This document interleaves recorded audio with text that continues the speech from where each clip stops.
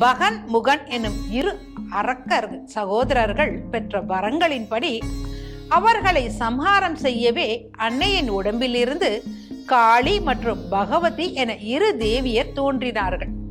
இரு தேவியரும் அரக்கனோடு போரிட்டு அவர்களை அழித்தார்கள்.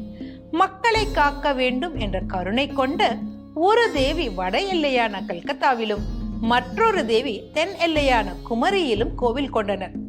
அசுரனை வதம் செய்த உக்கிரத்துடன் வந்த அன்னை காளியை யாராலும் கட்டுப்படுத்த முடியாத நிலையில அன்னையின் கோபத்தை தணிக்க முயலும் பொருட்டு சிவபெருமான் வழியில் குறுக்காக படுக்க அவர் மேல் கால் இடறி விடவே தன் தவற்றை எண்ணிய அம்மன் தன் நாக்கை கடிக்கவே அந்த நிலையே அன்னையின் வடிவமானது இங்கே. இவர் சம்ஹார நாயகி என்பதால் 3 கண்களுடன் தோற்றமளிக்கிறார். கல்கத்தா காளியின் கழுத்தில் உள்ள 51 கபால மாலை கோடானு கோடி மந்திரங்களுக்கு ஆதாரமான 51 மாத்திருக்கா அக்ஷரங்களாகும். இக்கோவில் பற்றி மேலும் பல அரிய தகவல்களை அறிய ஸ்ரீ டிவி ஆன்மீக சேனலில் வரும் சக்தி பீடங்கள் தொடரை காணுங்கள்.